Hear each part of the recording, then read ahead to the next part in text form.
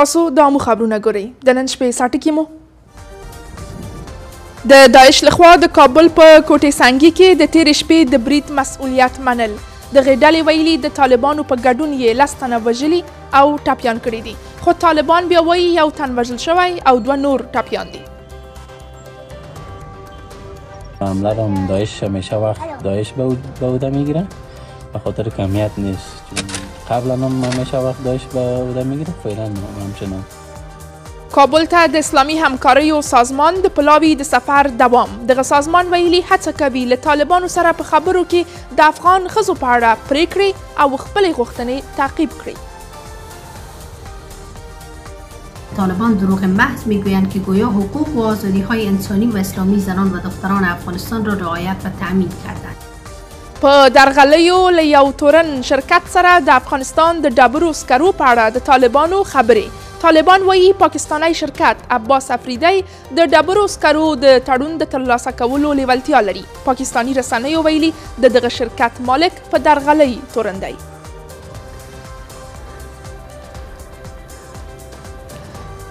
او په غزه کې د یوې کورنۍ د 14 ماشومانو وژل کېدل په ورته وخت د غزې ښار د خان یونس په ناصر روغتون کې له یوه ډله ییز قبر 180 مړي رایستل شوي دي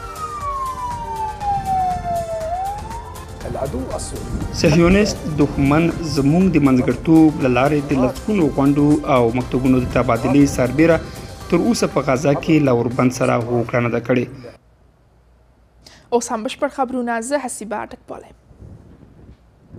د داعش خراسان څانګې پرون ماښام د کابل ښار د درېیمې امنیتي حوزې اړوند د کوټې سنګي په سیمه کې د شوي برید مسؤلیت په غاړه واخیست داعش په یوه خبرپاڼه کې ادعا کړې چې په دې پیښه کې د طالب ځواکونو په ګډون شاوخوا 10 کسان وژل شوي او ټپیان دي خو طالبانو ویلي چې د کابل په لویدیځ کې په پروني ماښامني برید کې 1 تن وژل شوی او 3 نور ټپیان شوي دي په ورته وخت کابل نن یو ځل بیا د یوې بلې چاودنې شاهد و خو تر اوسه یې جزئیات له رسنیو سره نه دي شریک شوي د هیواد په پلازمینه کې امنیتي پیښې په داسې حال کې کیږي چې طالبان په ټول هیواد کې د امنیت د ټینګښت ادعا کوي او په پرله پسې ډول یې ټینګار کړی چې د داعش خراسان څانګه په افغانستان کې ځپل شوې ده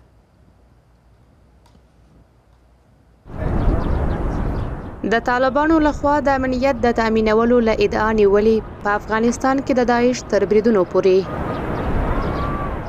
د داعش خراسان څانګې د یوې خبرپاڼې په خپرولو سره د کابل په لویدیځ کې د سهشنبې د ماښامني برید مسؤلیت منلی دی د دغې ډلې په خبرپاڼه کې راغلي دي چې د دغه هیواد د شیعه وګړو یو موټر د طالبانو له پوستې څخه د تیریدو په حال کې په نښه شو چې له امله یې د طالبانو د ځواکونو په ګډون 10 تنه مړه او ټپیان شول خو طالبانو ویلي دي چې تیره شپه د کابل په لویدیځ کې په دې پیښه کې د یو ښاري مسافر وړونکي موټر چلونکی وژل شوی او 3 نور ټپیان شوي دي حمله هم داعش همیشه وقت داعش به عهده میگیره به خاطر کمیت نیست چون قبلا هم همیشه وقت داعش به عهده میگیره فعلا همچنان دیگه ما از دولت میخوایم کمیت مردم ما تامین کنه له دې سره هم مهاله کابل نن یو ځل بیا د یوې بلې چاودنې شاهد و خو د دې راپور تر خپرېدو پورې جزئیات له رسنیو سره نه دي شریک شوي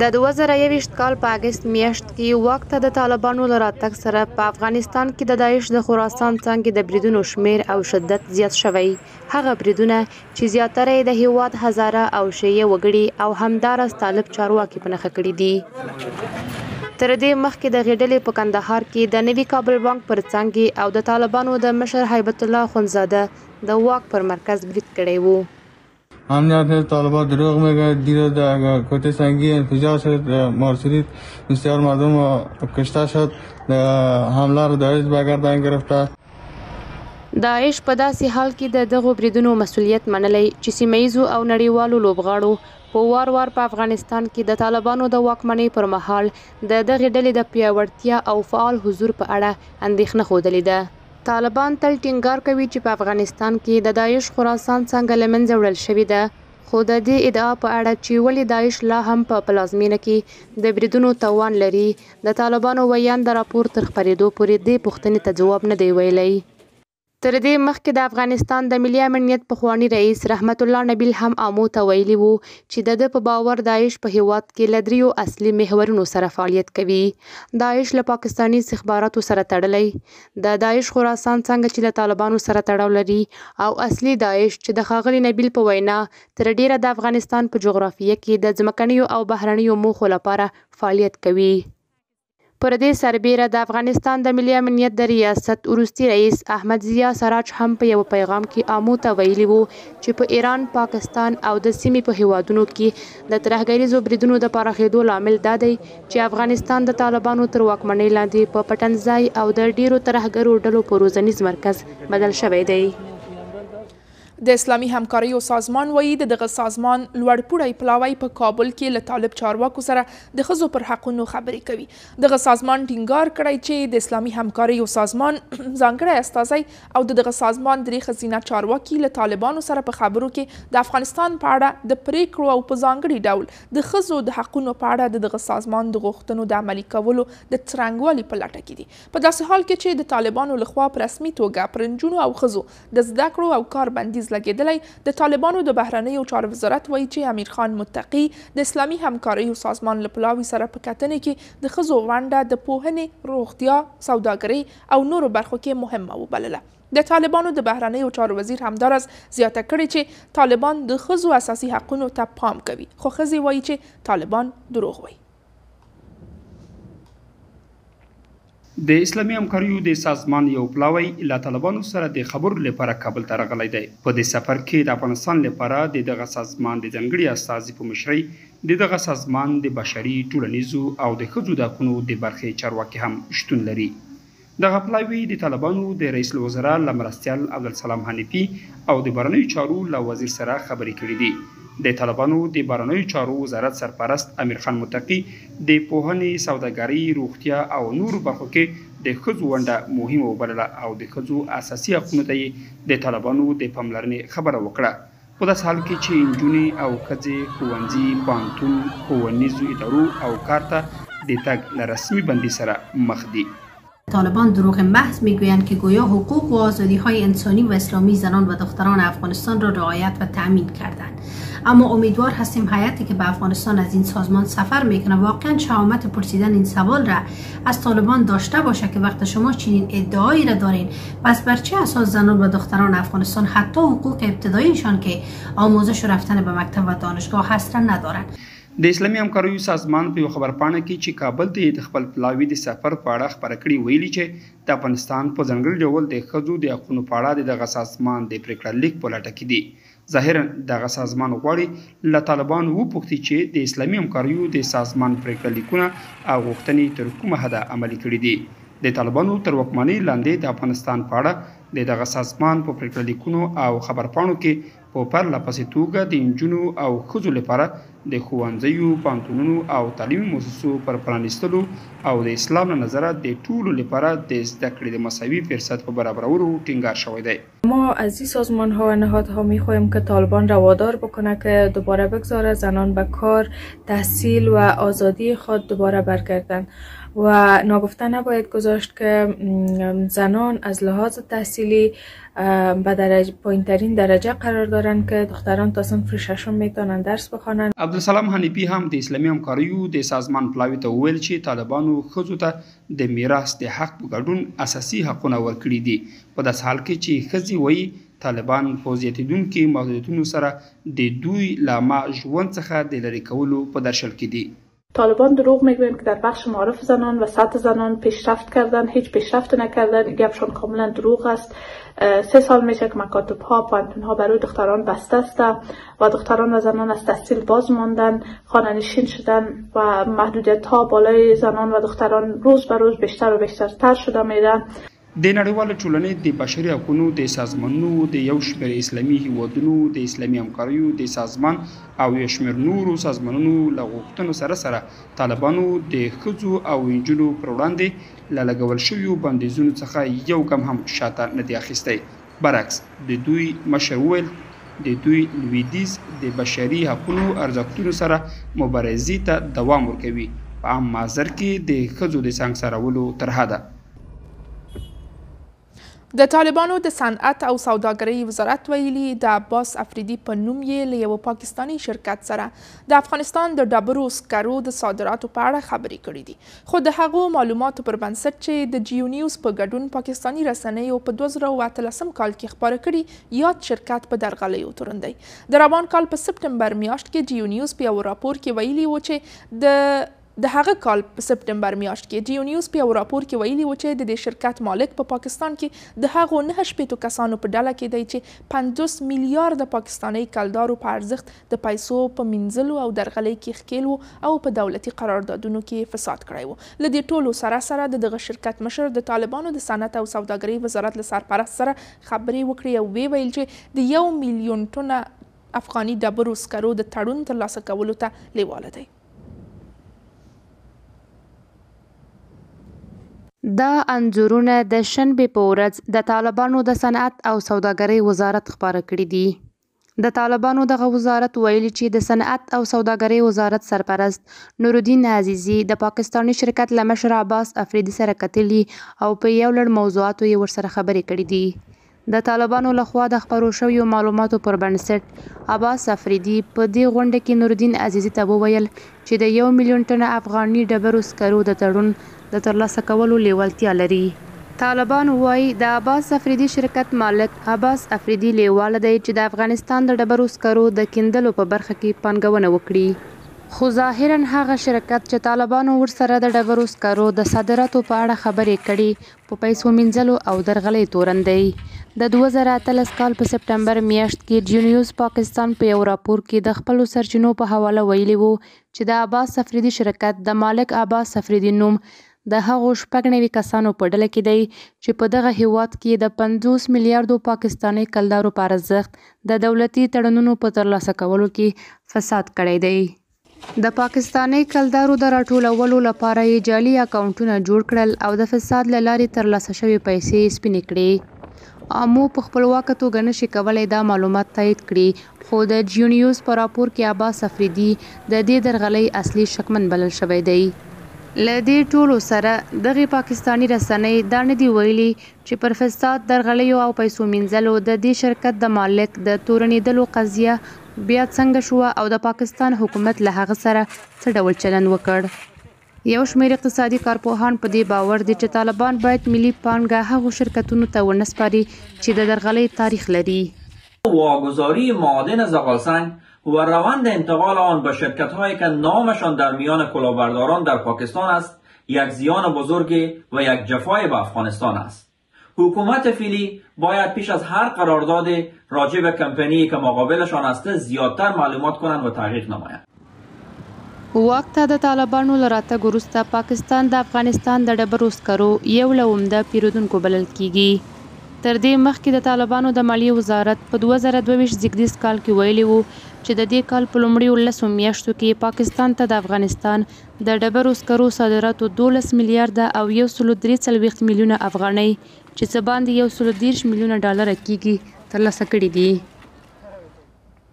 د ښځو د حقونو یو شمېر فعالان وایي له افغانستانه بهر د دوی سخت او ستونزمن ژوند د طالبانو د له منځه وړلو او ځپلو پالیسۍ پایله ده. په دې وروستیو کې د ښځو د حقونو فعالې وحیدې امیري په امریکا کې د کار او ژوند د ستونزو په اړه د یو ویډیویي کلپ په خپرولو سره پر هغو کسانو سختې نیوکې وکړې چې پر اعتراض کوونکو ښځو یې تور لګولی چې اعتراضونه یې په بهرنیو هیوادونو کې د پناه اخیستو لپاره دي. میرمن امیري په دې ویډیو کې چې په ټولنیزو شبکو کې هم ډیره لاس په لاس شوي ویلي د افغان ښځو اعتراض د هویت، انسانیت او برابرۍ لپاره و. په همدې حال کې د ښځو د حقونو یو شمېر فعالان وایي د حکومت د بندیزونو پر ضد لاریونونه پر دوی فرض دي.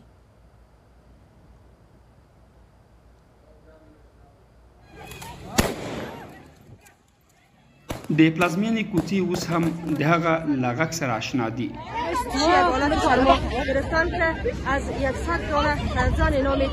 نان، کار، ازادي. د طالبانو د محدودیتونو په وړاندې سخته مبارزه د جلا وطنۍ په قیمت. هغه جلا وطني چې هر ګام یې د وحیدې امیري په وینا خفګان، بې ځایه کېدل او ستونزې ورډلې کړي دي. هغه یو وخت کتابونه درلودل او لاسونه یې له کتابونو سره آشنا دي. هغه کتابونه چې نن د دغو تورو لاسمغونو په ځای بدل شوي دي. واحد امیری د دې ویډیو په خپرولو سره چې په متحده ایالاتو کې د هغې د ژوند د ستونزې یوه برخه انځوروي، وایي غواړي هغو کسانو ته ځواب ورکړي چې پر متعرضو ښځو ټاپه لګوي چې په بهرنیو هیوادونو کې د پناه اخیستو لپاره مظاهرې کوي. به خاطر هویت خودم، به خاطر انسانیت خودم، به خاطر برابری، به خاطر عدالت آمدن ایستاده شدن. من یک کتابدار بودم، شما خودتان قضاوت بکنید. کتابدار بودم، میخواستم کتابخانه بسازم در هر ولایت افغانستان، در شهر کابل کتابخانه بسازم، جوانان را تشویق کنم که کتاب بخوانند، بخصوص سر زن و داستان نویس زن کار بکنید. د 2021 کال په اگست کې واک ته له راستنېدو سره طالبانو په هیواد کې ښځې او نجونې له زده کړو، کار او تګ راتګ له ازادۍ بې برخې کړې. هغه بندیزونه چې د لسګونو متعرضو خوځښتونو تر چتر لاندې ودرېدو له پیغام سره د ښځو او نجونو لخوا د لاریونونو د څپو د پیل لامل شول. زن امروز افغانستان، دختر امروز افغانستان هرگز به عقب بر نمی گردد و تسلیم نمی شود. تعداد زیادی از زنان قربانی های بسیاری پرداختند در این مسیر. په همدې حال کې د ښځو د حقونو یو شمېر پالانې وایي له 2 کلونو راهیسې له ډېرو ستونزو سره د طالبانو د بندیزونو پر وړاندې ودرېدې. د دوی په وینا دا مبارزه د دوی لپاره مشروع ده او په بشپړ ډول به دوام وکړي. خواهرای ما تا پای زندان و تا پای زنجیر رفتن به خاطر دادخواهی، به خاطر حق طلبی.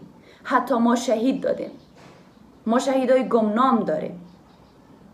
بناهن اعتراضات ادامه خواهد داشت و این به عنوان یک فرض است. خو طالبانو په پرله پسې ډول ویلي چې په هیواد کې د ښځو او نجونو حقونه خوندي دي او د طالبانو په باور په دې برخه کې کورنۍ او نړیوالې اندېښنې بې بنسټه دي. له دې ټولو سره سره په پای کې له بېلابېلو لارو د افغان متعرضو ښځو لاریونونه د افغانستان کې د اپارټایډ یا جنسیتي تبعیض په رسمیت پیژندلو تر چتر لاندې راټول شوي. ټول په یو غږ لا نړیوالې تمه لري چې د ښځو او نجونو پر وړاندې د طالبانو محدودیتونه د اپارټایډ یا جنسیتي تبعیض په توګه په رسمیت وپیژني. د انار اکاډمي وایي په افغانستان کې له ښوونځي بې برخو نجونو ته د آنلاین زده کړو په برابرولو سره د اروپا د کار بازار ته د هغوی د وتلو نظر لري. دغه بنسټ ټینګار کړی چې اوس مهال له 9 تر 12 ټولګي پورې څه باندې 200 نجونې زده کوونکي په آنلاین ډول زده کړې کوي. د انار اکاډمي د نړیوالو زده کړو آلماني نصاب او همدارنګه د افغانستان د تیر نظام د نصاب په یو ځای کولو سره د نجونو لپاره یو ګډ نصاب چمتو کړی دی. د طالبانو تر واکمنۍ لاندې په جغرافیه کې له ښوونځي بې برخې شوې نجونې د افغانستان له بېلابېلو څنډو او بهر په یوه ټولګي کې راټولیږي.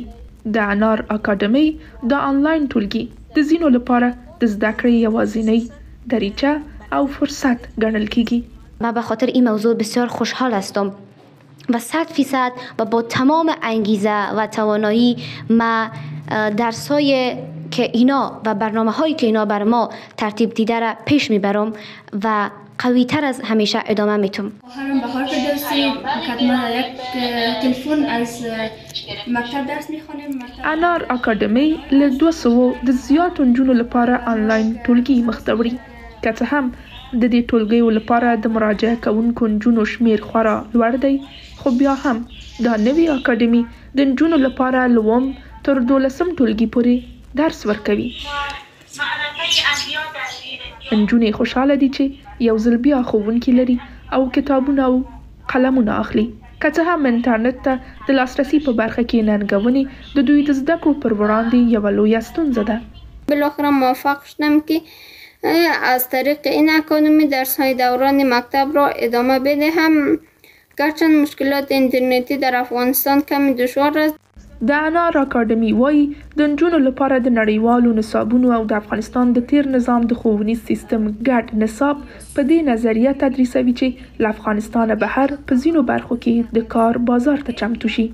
بعضی دیگر از کلاس های اضافه کردیم، مثلا پرستاری، تا اینکه بتونه شاگردای ما بعدا در آینده بتونن از این طریق در کشور اروپایی مثل آلمان و بقیه کشورها در بازار کار اروپا بتونن ادغام شوند و راه پیدا بکنن و در این حال تحصیلاتشان ادامه بدن.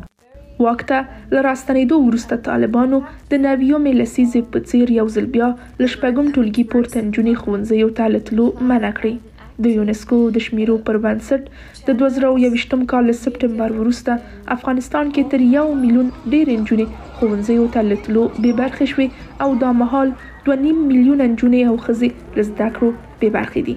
که څه هم د نجونو لپاره د آنلاین ټولګیو په څېر بدیله لارې رامنځته شوي، خو معلومه نه ده چې آیا دوی به یوه ورځ ښوونځي ته ولاړې شي او که نه.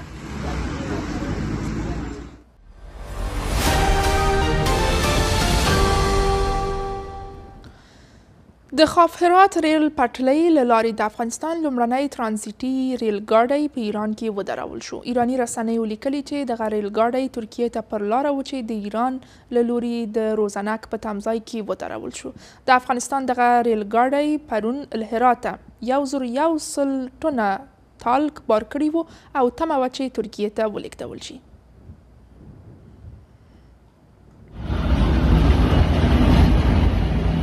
د افغانستان د تالک بارونکي ریل ګاډي چې د شنبې په سهار د هرات ولایت د غوریانو ولسوالۍ له روزنک تمځای ترکیې ته روان وو، د ایران لخوا درول شوی. ایراني رسنیو په ځانګړې توګه د النا خبري اژانس د دې درولو لامل د ریل ګاډي لخوا د لګښت نه ورکول ښودلي دي. النا خبري اژانس د ایران په حکومت کې دننه د یوې سرچینې په حواله لیکلي چې دا مسله تر پلټنو لاندې ده، خو د دې ریل ګاډي د تېرېدو د نه پرېښودو لامل ښایي مالي ستونزې وي. خو تر اوسه د ایران حکومت او طالبانو په رسمي توګه ترکیې ته د افغانستان د تالک ډبرې د بارونکو ریل ګاډي د درولو د لامل په اړه څه نه دي ویلي. یو شمېر اقتصادي کارپوهان په دې باور دي چې د خاف هرات د ریل ګاډي پټلۍ د دواړو هیوادونو په ګټه ده او د توکو د لیږد رالېږد د لګښت په کمولو کې مهم رول لوبوي. شرایط فعلی که ما میبینیم که خط آهن متوقف شده، این همش دوباره تعلق میگیره برای روابط سیاسی و زدبندهای سیاسی که است. ما فکر کنم اما قدر که ایران ضرورت داره به اصطلاح موقعیت جغرافیایی افغانستان، همان قدر البته بر از اونا فایده میرسانه و ما فکر کنم که این مشکلات کلی میتونه که جنبه سیاسی داشته باشه. د افغانستان لومړنی ترانزیټي ریل ګاډي د خاف هرات د ریل پټلۍ له لارې 1,100 ټنه تلک ډبرې ترکیې ته لېږدولې. د اقتصادي چارو یو شمېر کارپوهان وایي د خاف هرات ریل ګاډي پټلۍ د سوداګرۍ د اسانتیا او د مالونو د چټک لیږد په برخه کې ډېره مهمه ده. راه آهن خاف هرات میتواند یک تاثیر خیلی مثبت در صادرات واردات بین دو کشور داشته باشد و بالای دو فاکتور تاثیر خیلی مثبت دارد. فاکتوری اول اینکه کالاهای ما میتواند به بازارهای بین المللی در زمان مناسب برسد و فاکتور دوم کالاها قیمت تمام شده کالاها میتونه ارزانتر باشد و این باعث تشویق تجار. د خاف هرات ریل پټلۍ 4 برخې لري چې 3 برخې تر اوسه بشپړې شوي او 4مه برخه په افغانستان کې دننه ده. د ایران د ریل پټلۍ اداري چارواکو تر دې وړاندې ویلي و چې د خاف هرات ریل ګاډي پټلۍ 80% دښته، 15% تپه ایزه او 15% غرنۍ ساحه ده.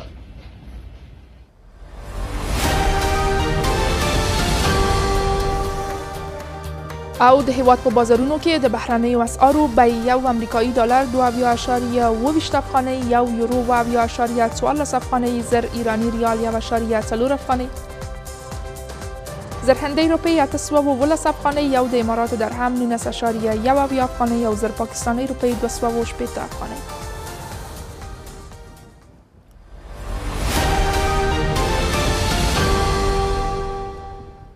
په غزې د اسرائیلو د برید په دوام کې په رفح ښار کې د یوې کورنۍ د 14 ماشومانو په ګډون 18 تنه وژل شوي دي. د حماس د سیاسي دفتر مشر اسماعیل حنیه هم اسرائیل د اوربند او د اسرائیلي یرغمل شویو بندیانو د خلاصون په اړه د خبرو اترو د ځنډ لامل بللی دی.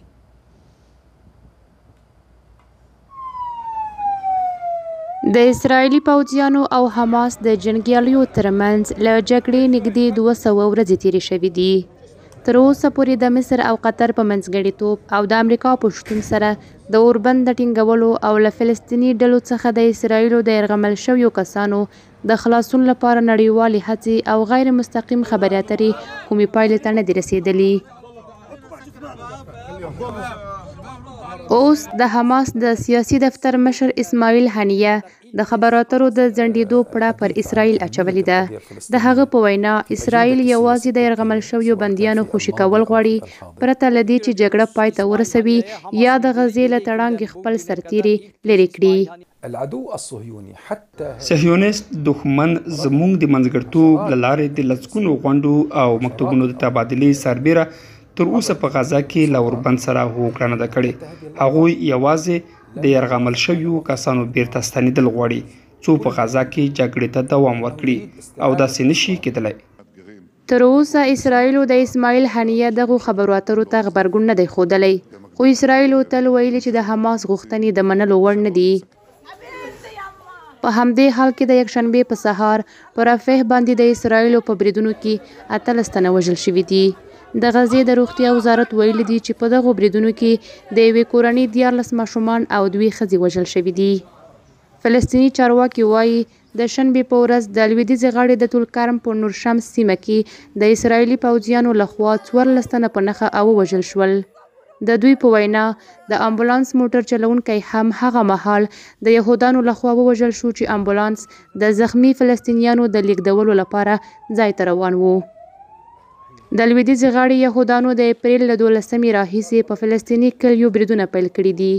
د راپورونو پر بنسټ په دغو بریدونو کې شاوخوا 45 فلسطینیان ټپیان شوي دي.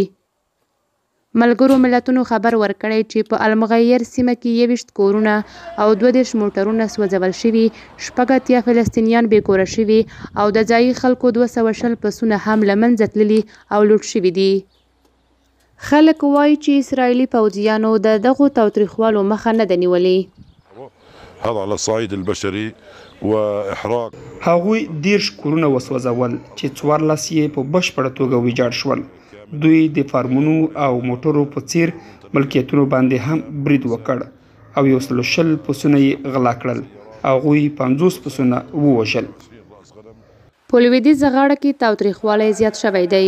دغه اسرائیلي وګړی هم د خپلې کرکې قرباني شو. هغه میرمن چې دغه ویډیو یې ثبت کړي ویلي دي موږ ځو ترڅو د داسې یو حکومت ناوړه ټوکر له منځه یوسو چې شتون نه لري. د کرکې وړ ده دوی زموږ په منځ کې ژوند کوي. دا په داسې حال کې ده چې امریکا د جمعې په ورځ د اسرائیلو د ملي امنیت پر یو وزیر او 2 اسرائیلي بنسټونو د اسرائیلي میشت ځایونو د دې چلن په تړاو بندیزونه ولګول. د بله پلوه د اسرائیلو د لومړي وزیر بنیامین نتانیاهو پر حکومت کورني فشارونه هم زیات شوي دي. تېره شپه په اورشلیم ښار کې په زرګونو کسانو لاریون وکړ او د اسرائیلو له حکومته یې د یرغمل شویو بندیانو د خوشي کولو غوښتنه وکړه. په همدې حال کې د امریکا د استازو جرګې له اسرائیلو سره د څه باندې 26 میلیون ډالرو مالي مرسته تصویب کړه. په دغو مرستو کې د توغندیو د دفاع پراختیا، د پرمختللو وسلو د سیسټمونو پیرود، د وسلو تولید او له اسرائیلو سره بشري مرستې شامل دي.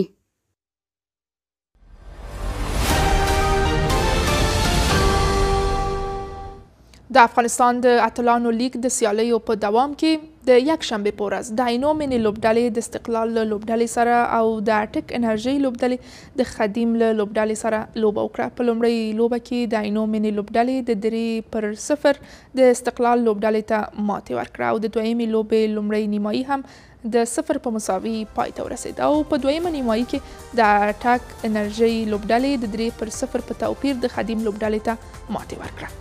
دا لوبې دوام لري. دا و د دې مهال خبرونه له ملتیا مو مننه. خو له تاسو غواړم چې د لا ډېرو تازه او کره خبرونو لپاره د آمو ټلویزیون ویبپاڼې amu.tv ته ورشئ. شپه مو بخیر.